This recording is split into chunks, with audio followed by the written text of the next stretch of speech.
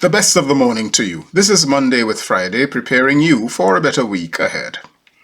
Like every decent person, I am appalled that a white man hunted down and killed 10 black people in Buffalo, New York. I'm concerned about American hatred manifested in heavily armed white boys and men entering synagogues, churches, shopping and other business areas, slaughtering Jews, Hispanic, Asians, and black people. I had a message for today, twice the length of this one, but found it more lament than inspiration. It lacked inspiration because I have no profound answer for how America might retreat from this hatred, much of it driven by people in both religion and government. Never forget that Congress and the judiciary are the government, both comprised of people from both sides of the political divide. Race baiting, dog whistling, and racist tropes seem, to me at least, to come from only one side of that political spectrum. So I've parked the comments I'd meant to make today and wait until something uplifting about all of that comes to me. In fact, it is the matter of waiting that I've decided to address today. Waiting can feel like such a waste of time. There are a couple of traffic signals that I encounter on my way from home to almost anywhere. These signals aren't the kinds that regulate traffic with camera sensors. It frequently happens that those lights are red when I approach, and to my annoyance, there is never any traffic elsewhere on the intersection. Waiting there for the lights to change, especially when I'm in a hurry, appears to be, to me, a colossal waste of time. Add to that the cost of wasted fuel at these prices, sitting there doing nothing. Waiting can also feel like you're doing nothing when you could be doing something.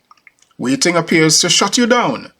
Waiting raises your anxiety levels, so you've been unemployed for months, you've been applying left, right, and center, and nothing is happening. You're waiting. It's hard. Or it's a crucial condition that is baffling your doctors, and after several tests, you're still waiting for a diagnosis in the midst of much pain and tribulation. You can do some silly things or dangerous things when you don't wait. People lose their lives by refusing to wait or being unwilling to slow down.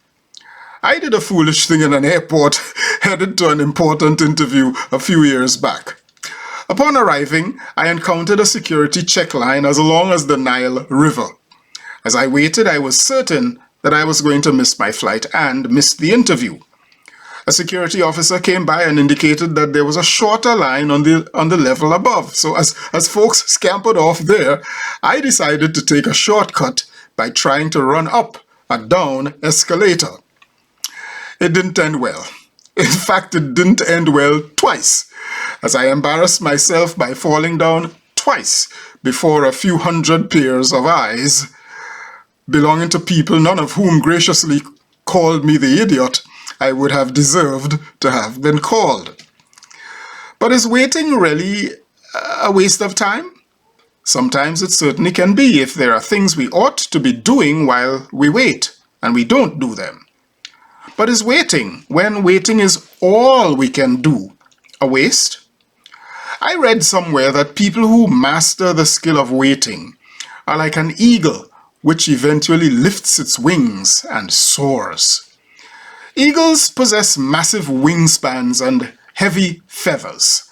Unlike other birds that flap their wings to fly and stay aloft, eagles must await gusts of wind on which they can spread their wings and go. Strictly speaking, eagles don't fly, they glide.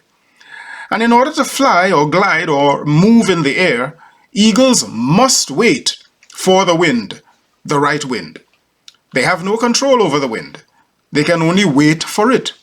If they did not wait and decided to move, then they would need to flap their weighty wings.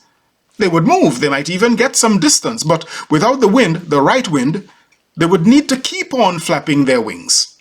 Now, there's only one problem with that.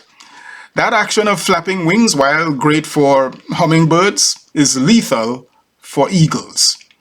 So that Bible verse, they that wait on God shall become strong, they shall mount up with eagle's wings, makes all the sense in the world. That waiting will save energy, preventing us from becoming weary, fainting, and possibly dying. And it makes good sense. Isaiah the prophet in chapter 40, verse 31, knew exactly what he was talking about. Waiting is not nothing.